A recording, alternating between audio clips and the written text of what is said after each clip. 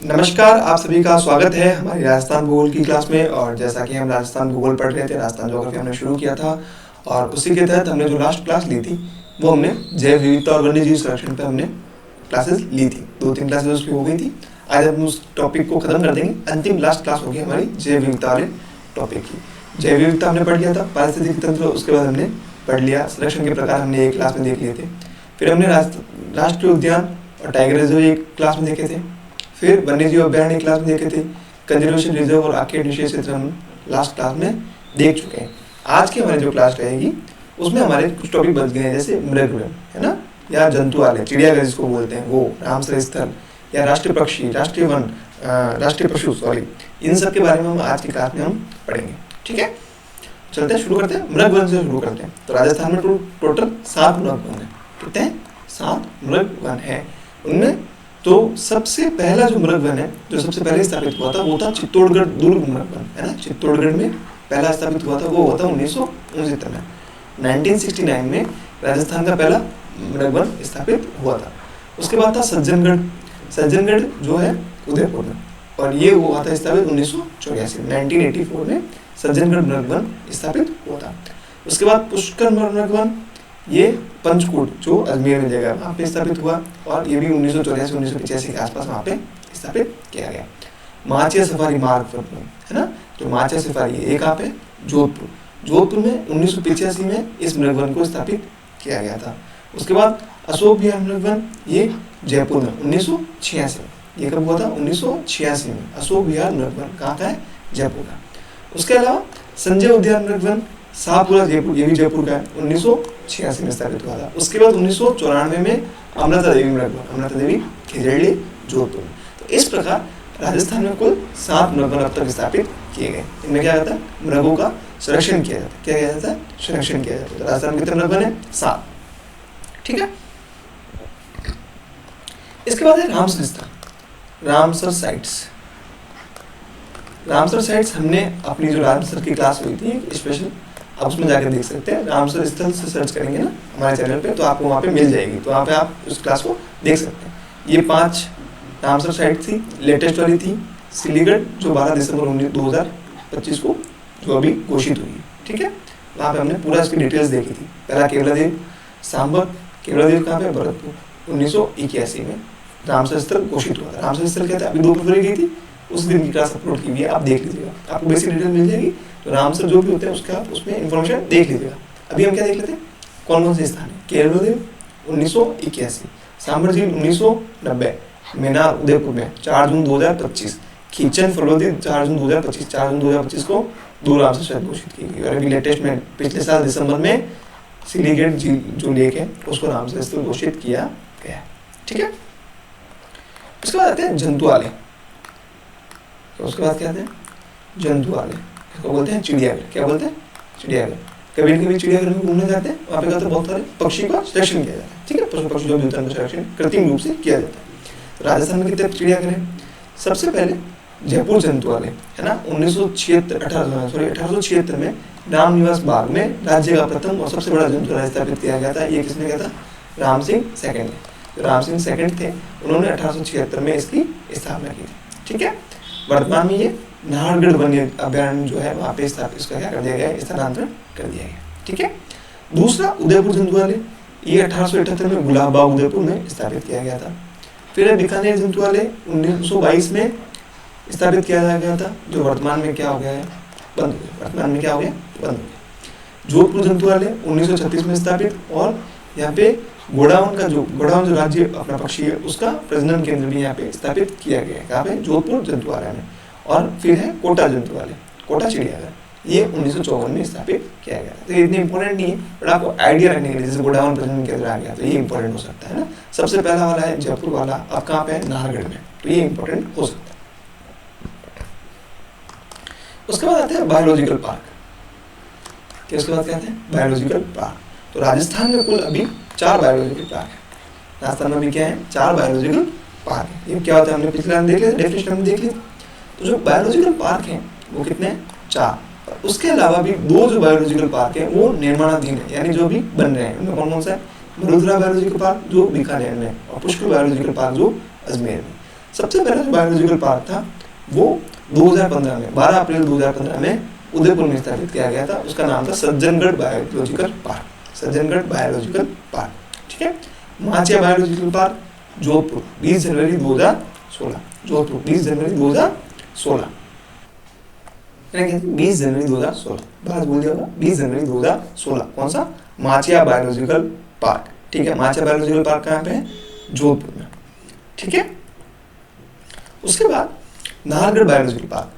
अब पिछले हम शायद डेफिनेशन बताई होगी बायोलॉजिकल पार्क की, लेकिन जो बायोलॉजिकल पार्क होते हैं वो क्या होते हैं कि एक प्रकार का बड़ा एरिया बनाया जाता है। क्या बनाया जाता है? एक बहुत बड़ा एरिया। वहाँ पे क्या करते हैं, जो पशु पक्षी है ना, जो मुख्यतः पक्षी है, वहाँ उनको क्या करते हैं, वहाँ पे लाते हैं, फिर उन पशु पक्षियों को वहाँ पे रखते हैं। उनके लिए वहाँ पे नेचुरल इन्वायरमेंट क्रिएट किया जाता है। क्या क्रिएट किया जाता है? नेचुरल इन्वायरमेंट क्रिएट किया जाता है, प्राकृतिक आवास क्रिएट किया जाता है, उनको सारी फैसिलिटीज दी जाती है जिससे वो आगे बढ़ सके, प्रजनन कर सके और उनकी संख्या में वृद्धि हो सके। उसके बाद नाहरगढ़ बायोलॉजिकल पार्क जयपुर में 4 जून 2016 को स्थापित। और फिर जो लास्ट में सबसे लेटेस्ट वाला जो स्थापित है वो है कोटा में 18 दिसंबर 2021 को, और उसका नाम है अबेड़ा बायोलॉजिकल पार्क। तो इस प्रकार राजस्थान में कितने बायोलॉजिकल पार्क है? 4। निर्माणाधीन कितने हैं? 2। डेट इंपॉर्टेंट अगर याद हो तो ठीक, वरना स्थान और नाम तो इंपॉर्टेंट है जो याद रखना है। सबसे पहला 2015 और सबसे लेटेस्ट 2021। निर्माणाधीन कितने हैं? 2। उसके बाद 2 टॉपिक है, एक है पक्षी और एक है पशु। पक्षी और एक है पशु। ये कौन से पक्षी? जो राज्य पक्षी है और जो राज्य पशु है। राज्य पक्षी और राज्य पशु। जो राज्य पक्षी है राजस्थान का वो है गोडाउन। क्या है? गोडाउन। और जो राष्ट्रीय पक्षी पशु है वो है चिंकारा। वो क्या है? चिंकारा। इन दोनों के बारे में हम क्या कर लेते हैं, मोटी मोटी जानकारी ले लेते हैं। इसके बाद हमारा ये टॉपिक क्या हो जाएगा? कंप्लीट हो जाएगा। तो राजस्थान का जो राज्य पक्षी है वो कौन सा है? गोडाउन है। कौन सा है? गोडाउन। 1981 मई 1981 को इसको राज्य पक्षी का क्या दिया गया था? दर्जा दिया गया था। सोन चिड़िया, पुकना, गुरियान, ग्रेट इंडियन बुस्टार्ड और गुंदेनमेर है ना, गुंदनमेर। क्या है? गुंदनमेर। गुराइन बोलते हैं। क्या बोलते हैं इसको? गुराइन भी लिखते हैं। ठीक है। ये इसके क्या है? उपनाम है। किसके? गोडाउन पक्षी के। हाड़ौती क्षेत्र में इसको माल मोरडी बोला जाता है। हाड़ौती क्षेत्र है राजस्थान में, उसको क्या बोला जाता है? माल मोरडी। अफ्रीका मूल का निवासी, अफ्रीका मूल का पक्षी है।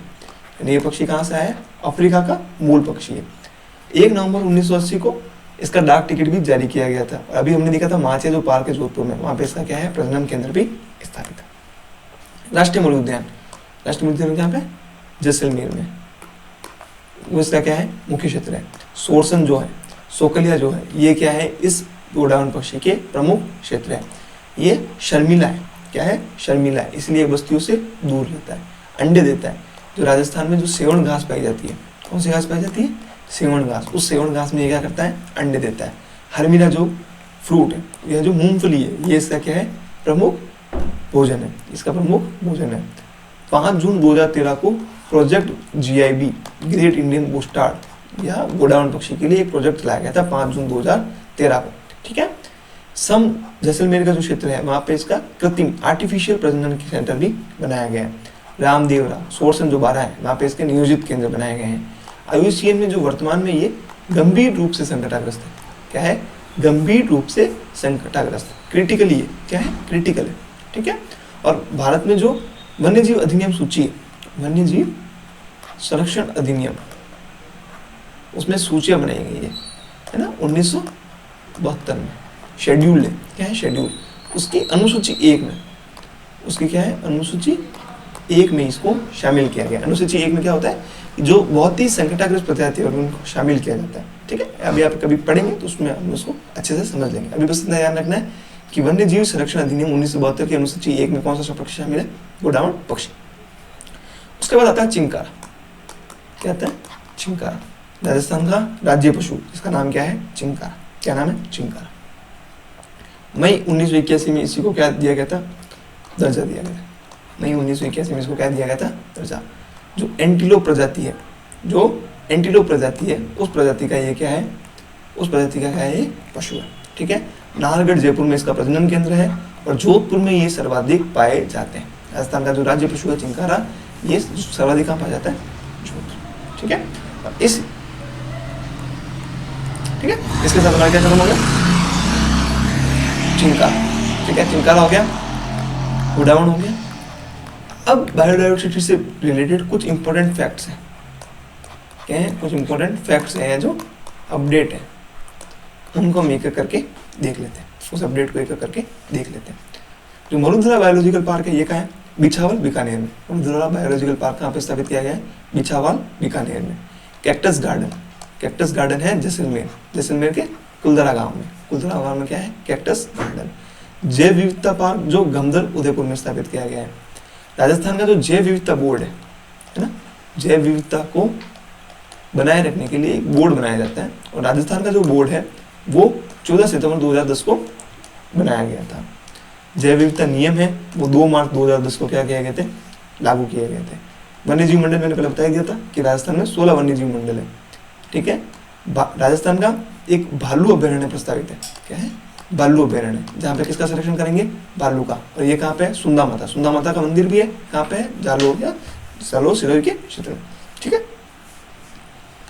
अब उसके बाद एक वर्चुअल फिश एक्वेरियम क्या होता है, जहाँ पे मछलियों को रखा जाता है, एक्वेरियम, वो भी स्थापित किया जा रहा है, और ये स्थापित किया जा रहा है उदयपुर।